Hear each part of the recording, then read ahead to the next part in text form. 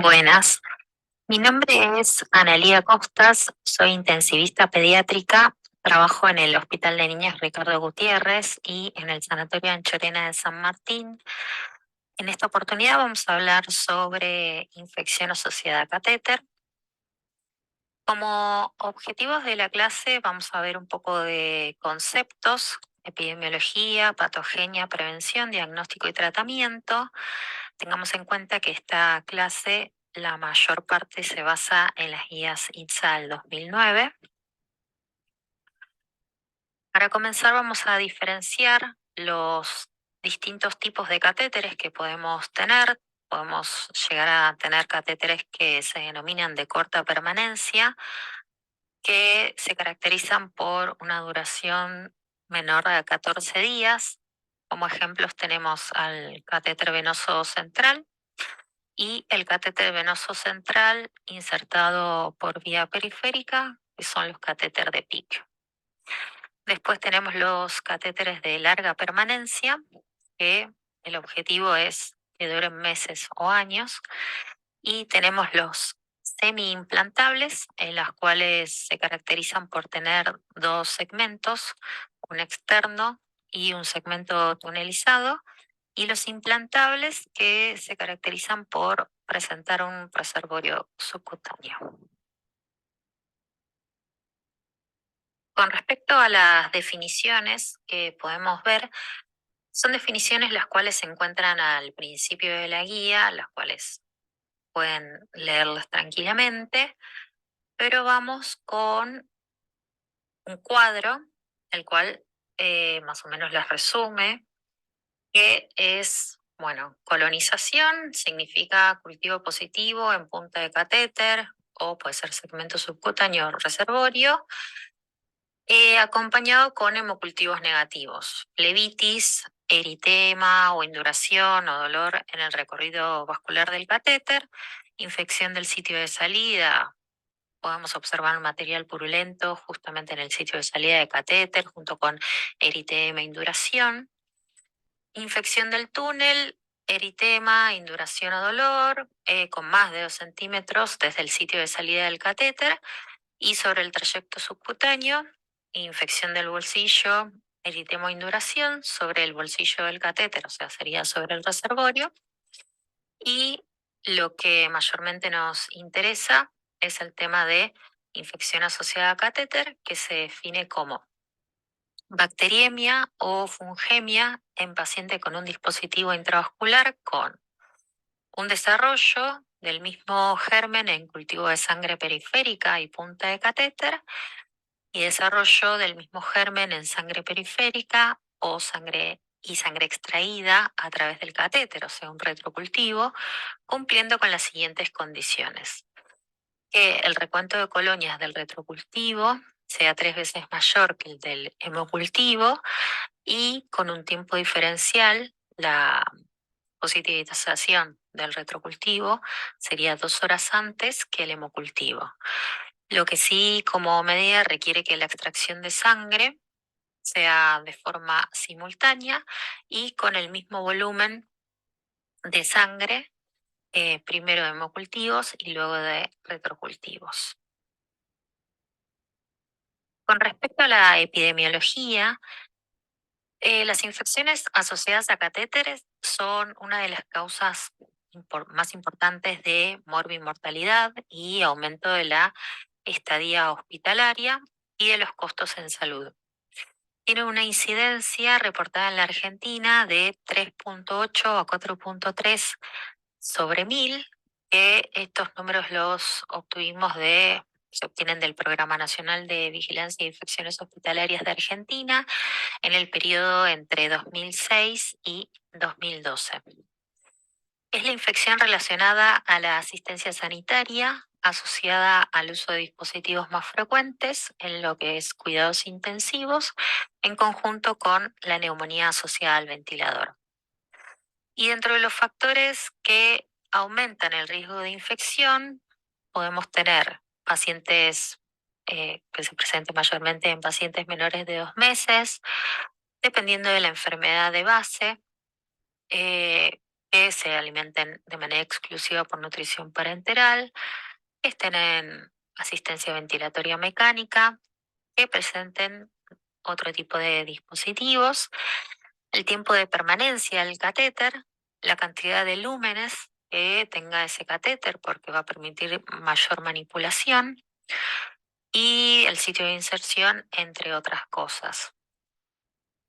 Con respecto al lugar de inserción, a diferencia de los pacientes adultos que por ahí se prefiere localizaciones como subclavio o yugular, en pacientes pediátricos es la mejor opción catéteres a nivel femoral, ya que presentan una baja incidencia de complicaciones mecánicas y su tasa de infección eh, es casi equivalente a la de otras localizaciones. Con respecto a la patogenia, sabemos que la superficie del catéter va a favorecer lo que es la adhesión de las bacterias, las cuales se adhieren mediante la generación de una biocapa que los va a recubrir. Y en esta ilustración lo que podemos ver son las posibles vías de colonización de un catéter central, que por ejemplo pueden ser extraluminales, que bueno, lo que dijimos que lo que van a hacer los microorganismos de la piel, van a migrar desde la piel hasta la superficie intravascular mediante este biofilm, que nada, se produce después de la colocación. Otra vía va a ser la intraluminal, que alcanzan los gérmenes el interior del catéter desde lo que es la conexión que se realiza mediante los lúmenes del catéter, que es más o menos este porcentaje, dice un 50%. Después, por vía hematógena, también puede ser una alternativa que más o menos representa el 3 al 10% de los casos, en los cuales los gérmenes colonizan el catéter vía sanguínea desde otro foco a distancia, y muy raro, pero puede suceder que se produzca la infección por infusiones contaminadas.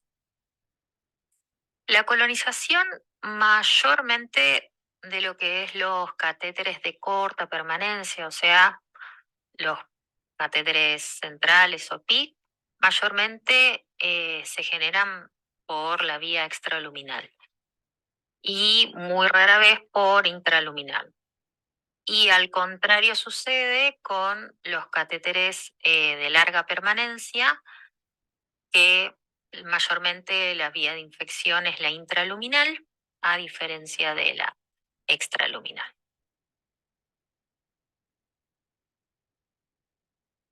Con respecto al diagnóstico, el diagnóstico es clínico porque vamos a ver que nuestro paciente puede llegar a tener fiebre, esto generarle hipotensión, estar séptico o en shock séptico, y no hay evidencia de otro posible foco.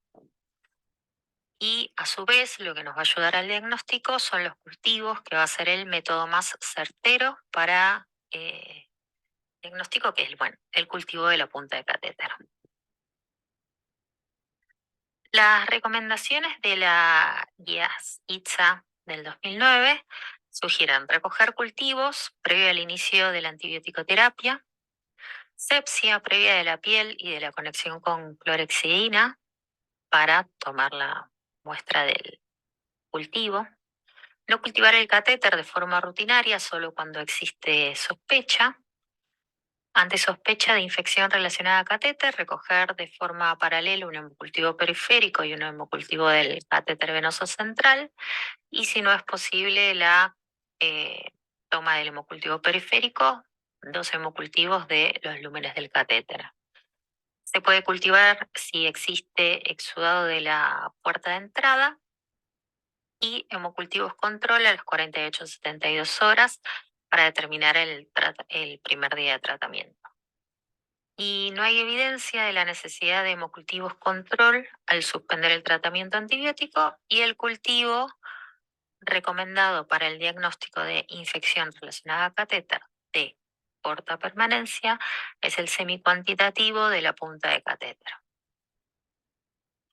Dentro del diagnóstico definitivo es crecimiento de un mismo germen en hemocultivo periférico y cultivo de punta de catéter, o hemocultivo periférico y 2 hemocultivos extraídos de catéter venoso central.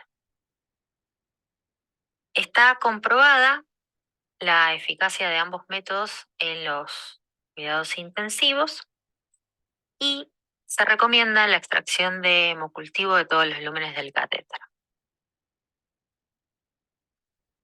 Y como diagnóstico alternativo o posible puede ser el crecimiento del mismo germen en 2 hemocultivos de los lúmenes del catéter venoso central que cumplan los criterios cuantitativos o de tiempo de positivización, o que la clínica desaparezca a las 48 horas de retirada del catéter. Lo que sí tenemos que tener en cuenta y recordar lo que dijimos en un primer momento como definición de infección asociada a catéter, que necesitamos sí o sí tener el germen que se desarrolle en cultivo de sangre periférica y en punta de catéter, y si no, en todo caso, el germen que crece en sangre periférica y en sangre extraída a través del catéter, o sea, el retrocultivo, cumplan las características de que las colonias que crezcan del retrocultivo sean 3 veces mayor que la de hemocultivo y que se positivice el retrocultivo 2 horas antes que el hemocultivo. Acá les dejo unos cuadros para que puedan analizar y ver. Igualmente está en el material de la bibliografía obligatoria para que los puedan ver tranquilamente, pero más o menos de lo que estuvimos hablando previamente. Dentro del tratamiento podemos tener la opción de retirar el catéter. En adultos se aconseja el retiro del catéter venoso central si el paciente se encuentra en grave estado con compromiso hemodinámico. En pediatría es frecuente la necesidad de mantener el catéter venoso central puede llegar a ser la dificultad de la canalización de un paciente inestable, por los tamaños de las vías, con el objetivo de preservar también vías en un futuro en lo que son los pacientes crónicos. Solo más o menos entre el 14 y 25% de las puntas de catéteres cultivadas confirma una infección. Lo que recomiendan las guías es el retiro del catéter en lo que son bacteriemias complicadas, como sepsis grave, hemocultivos persistentemente positivos, tromboflebitis, endocarditis, osteomelitis o émbolo séptico, que presente pus en la puerta de entrada, infección por Staphylo aureus, enterococos, bacilos gram negativos, hongos o micobacterias, que el paciente presenta una bacteriemia persistente, en casos de Bacillus, micrococos o Propionibacterium. Conservar el catéter, si decidimos por esta opción, tenemos que tener en cuenta que debemos utilizar grandes concentraciones de antibióticos y los periodos de tratamiento van a ser más prolongados. Por ello, se recomienda realizar el sellado de los catéteres con antibióticos o infundir el antibiótico sistémico a través del lumen infectado del catéter. Según las guías, se debe realizar el tratamiento sin retirar el catéter en infecciones no complicadas de catéteres, los que son más que nada de larga permanencia, que no presenten infección por Staphylo aureus, Pseudomonas aeruginosa, Bacillus, Micrococcus, Propionibacterium, hongos o micobacterias. Hay que emplear antibiótico sistémico junto al sellado y obtener cultivos adicionales. Dentro de la antibiótico-terapia, más que nada la elección del antibiótico va a ser en un primer momento empírico. En esto tenemos que tener en cuenta la epidemiología de cada unidad.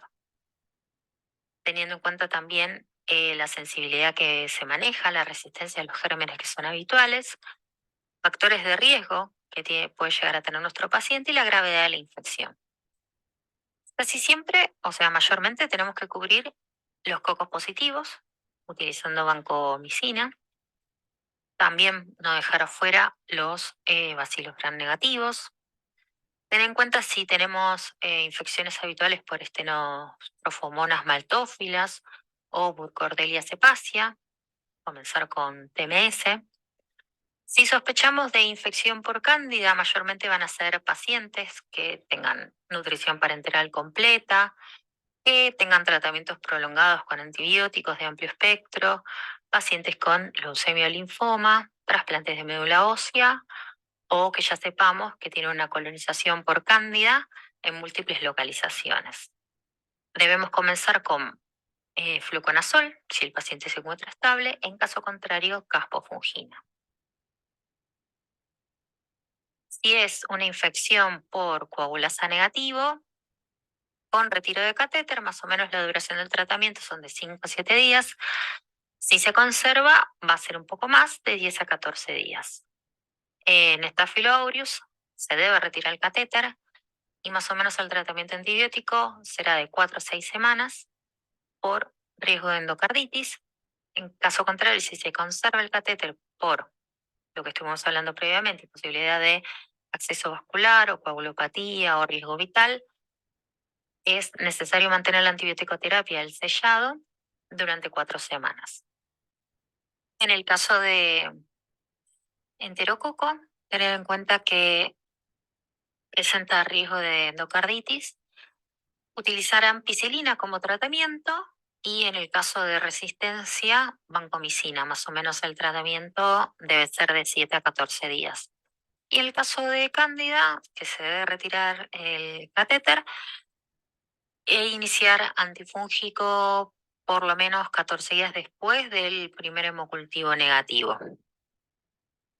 En este artículo se analiza la prevalencia de infecciones asociadas más que nada a catéteres de larga permanencia y la efectividad de la LOC therapy en lo que son los pacientes hemato-oncológicos.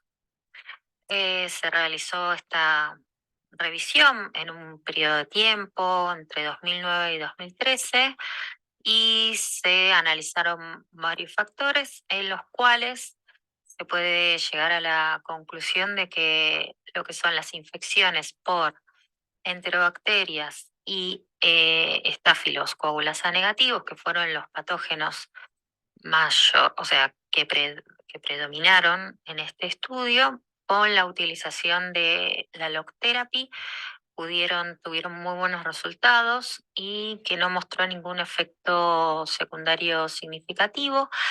Además que también analizaron medidas con respecto a lo que es la desinfección y control de infecciones.